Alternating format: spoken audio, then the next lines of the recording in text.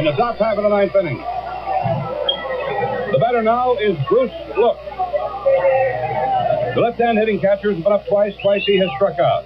Archiver, the A's in Kansas City, is made possible by a grant from the Missouri Humanities Council and is a member of the Fountain City Frequency, family of podcasts. Regardless of how the flip turns here tonight, there's one thing we've got to say, that this hunter has pitched himself a ball game that he will long remember, and so will the A's. Overhand fastball, swung and a miss for a strike. 1 ball, 1 strike count on Bruce Look, with 1 out here in the top of the ninth inning. We begin this episode on May 8th, 1968 at the Oakland Alameda County Coliseum.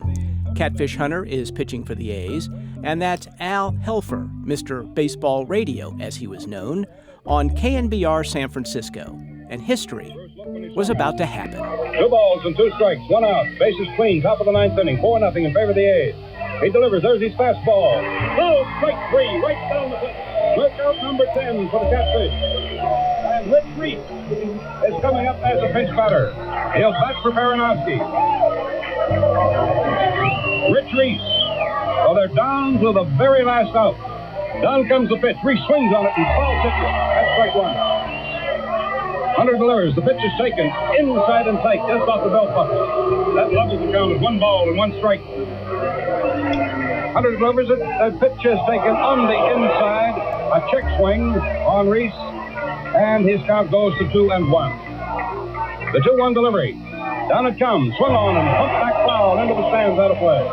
2 balls and 2 strikes.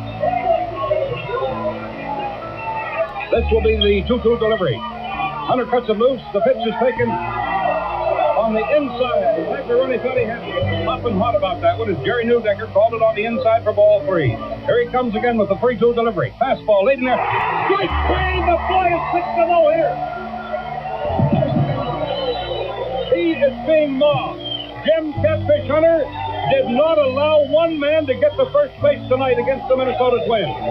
He pitched a perfect ball game and goes into the record books tonight of the immortals who have stood out on that diamond and have been able to mold the opposition down. Right now, his teammates have hoisted him to their shoulders and they're carrying him to the dugout. And you can well imagine how this young man feels.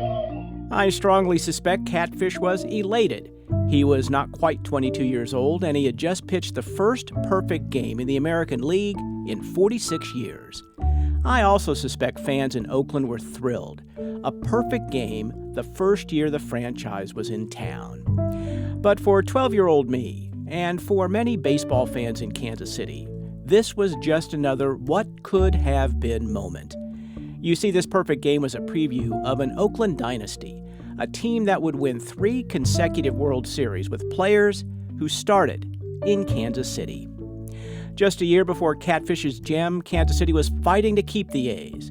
But it turns out the fix was in, and Kansas City baseball fans were going to get drilled by a Charlie Finley fastball. I remember when I first heard that the team was moving from Kansas City, and I was heartbroken. The podcast is Archiver, the A's in Kansas City. Episode last, Big League Baseball is gone. Long live Big League Baseball.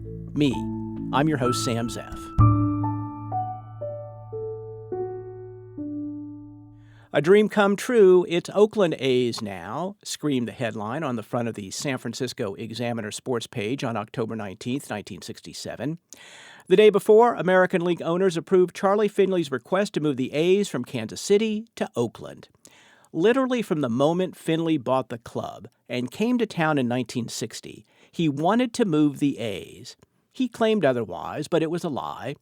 Author John Peterson, who wrote a great history of the team simply called the Kansas City Athletics, says Finley first flirted with Dallas. And I think Finley was very disappointed and thought Kansas City was not a good baseball town, and immediately at first season began to wonder if he should move the team to another city. One of the cities he looked at was Dallas. Supposedly he went down there, brought back hats to manager Hank Bauer, and wanted the players to wear Dallas hats. He also scouted out the Cotton Bowl to see if that would be a suitable site for baseball. Finley considered Seattle and asked American League owners to let him move to Louisville, but he was the only owner to vote yes on that. But after years of agitating, demanding, and plain old kvetching, his fellow owners had enough and voted to let Finley move. Many in the area tried like hell to keep the team in Kansas City. Here's former Kansas City Councilman Sal Capra. In the lease with Charlie Finley, there was a provision that we had to draw 800,000 people. When he started acting up like he did, the attendance was going down. So business leaders and the Star and everybody came along at the last 3 or 4 weeks and bought the tickets so that we complied with the 800,000 people. It was a drip, drip, drip of pain and anxiety for A's fans in 1967. Will they stay or will they go? Oakland offer tempts Finley, the headline read on the front page of the morning Kansas City Times on July 21st, the same day the team started a weekend homestand against the White Sox. I'm very much impressed, Finley told the AP. In fact, he had already made up his mind. He was chomping at the bit. He thought he was going to be the next Major League West Coast success. He was going to follow in the footsteps of the Dodgers and Giants, who moved west from New York, after seeing how well the A's fared in Kansas City after fleeing Philadelphia. Kansas City tried everything, including passing a $102 million bond issue to build the Truman Sports Complex. Even a brand new baseball-only stadium couldn't convince Finley to stay.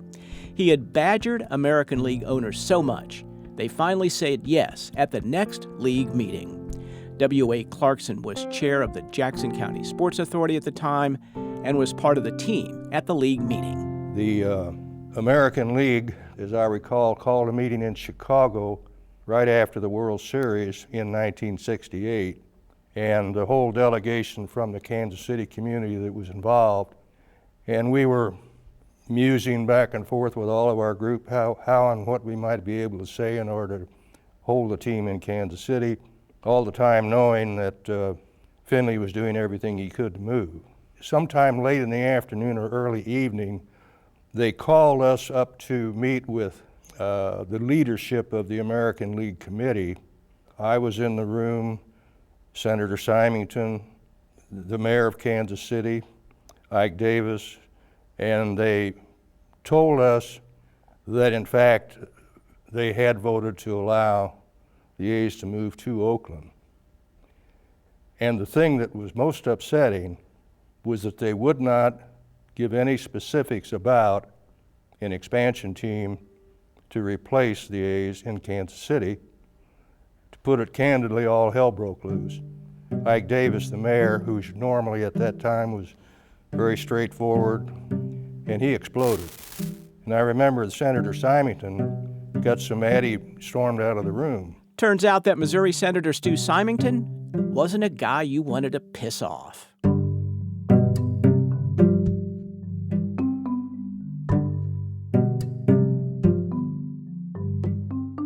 Stu Symington was the first Air Force Secretary. He successfully led the Berlin Airlift. He was a powerful member of the Senate Armed Services and Foreign Affairs Committees. And he hated Senator Joe McCarthy. They argued and sniped at each other during one of the Army McCarthy hearings in the spring of 1954. Here's an example. It starts with McCarthy calling Symington sanctimonious Stu. While our friend sanctimonious Stu was Senator McCarthy, I resent that reference to my first name. advising... You better go to a psychiatrist. I want no psychological bribes from you. The truth you talk about, Senator. So if you want to do that, you can take the stand. I'll step down right now. Sign the letter, I will not Senator. sign the letter with false Sign the statements letter. in it. Very simple. In the record. Mr. All you have to do is sign it. Don't pull that. One at a time. Don't pull that phony thing on me. Sign the letter. One at a time. There it is, Senator. Got my signature on it. You have a document with false statements in it. I will not sign and agree that's true. You're not fooling anyone. You're not fooling anyone, Mr. Symington. You're not fooling anyone. I have offered to go before any committee, do anything you ask. If I can just get you to come down here and take the oath so we can get the answers to some questions. Now, you're not fooling anyone at all. Senator, I'm sure of that. Senator, let me tell you something. The chair believes that The American people have had a look at you for 6 weeks. You're not fooling anyone either. And the platter. Not many people were willing to take on Joe McCarthy. Symington was. So facing down baseball team owners 13 years later, not such a big deal. Clarkson remembers the KC representatives reconvening in the Drake Hotel in Chicago, and Senator Symington calling Yankee President Mike Burke. Symington told him that if Kansas City didn't get a team for the 1969 season, Major League Baseball could kiss its antitrust exemption goodbye.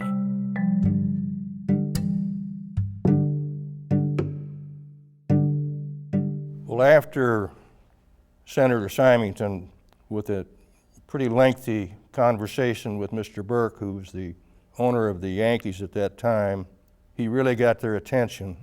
And then there was a frantic bit of activity on the part of the American League group to try to regroup and have another meeting, and they were frantically trying to locate the owners, some of them who had checked out, some of them they couldn't find, very anxiously trying to find Gene Autry, who's they didn't know where they checked out of the hotel, and they finally found Mr. Autry in the hotel bar. So they reconvened their meeting and got back to us late that evening, and the word came down that yes, the A's were going to be allowed to move. There would be a one-year hiatus for the 1968 season, and Kansas City would be granted an expansion league franchise for the 1969 season, and they indicated that the new ownership of that expansion team would be approved by the spring of 1968. That meeting subsequently with the American League in Mexico City, that's when Ewing Kauffman got the franchise for what would then become the Kansas City Royals. That was in 1968, and they opened the season in 1969. The Royals opened the season at 22nd and Brooklyn Avenue, the same place the A's played when they arrived in 1954. After 18 months of careful planning and tireless effort, the big day finally arrived. Opening day, Municipal Stadium on April the 8th, and what a launching it was, as immediately the dream script began. The Royals win the opening day struggle against the eventual winners in the Western Division, the Minnesota Twins. Yes, the Royals were for real. And the man who made it all possible tells us why. Royal owner Ewing Kauffman. Basically, the reason that I got in the baseball business is that I thought the people of Kansas City and this great metropolitan area should have a Major League Baseball team. I also would say that I think that Kansas City and Missouri, Kansas, Iowa, Nebraska, Oklahoma are tremendous sports fans, and I thought it would be successful.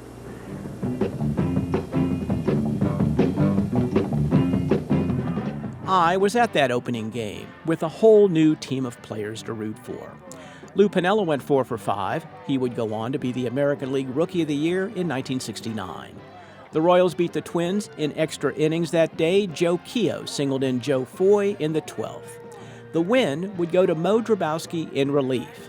He was one of 4 Royals who also played for the A's in Kansas City. Welcome back to baseball, Kansas City. You've been missed.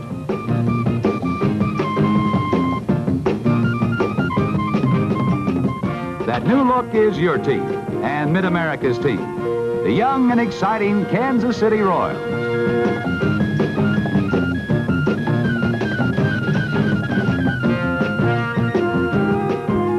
A team that proved itself to be the best of Major League Baseball's new entries in 1969.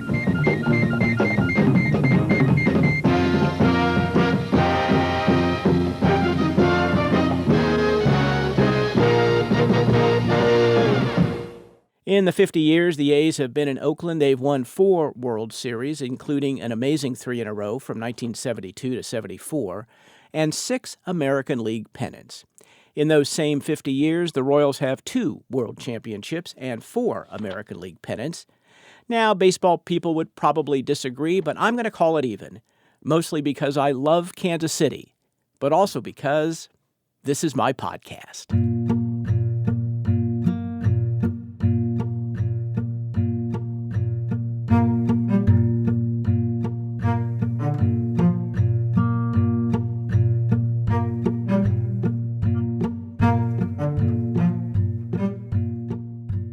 And And that's this season of Archiver. The podcast is produced by Matt Hodap and Linda Haskins in the studios of KCUR 89.3 in Kansas City, and is made possible with a grant from the Missouri Humanities Council. Archiver is produced with Do Good Productions, where Nancy Seelan is executive producer, and with the Center for Midwestern Studies, where Diane Moody Burke is director. 2 special thank yous as we wrap the season. First to Jeff Logan from the Kansas City Baseball Historical Society, who provided not just his deep knowledge of Kansas City sports, but the cool radio clips you heard. And to Mitch Nathanson, who was our Philadelphia A's expert. I just finished his biography of slugger Dick Allen called God Almighty Himself, and it is terrific. If you missed any of our Archiver episodes, make sure to subscribe to the podcast on iTunes or wherever you get your podcasts. We're taking a little break, but in a couple of months, Archiver will be back with some fascinating oral histories from local Vietnam veterans. I'm Sam Zeff, and thanks for joining me on this season of Archiver.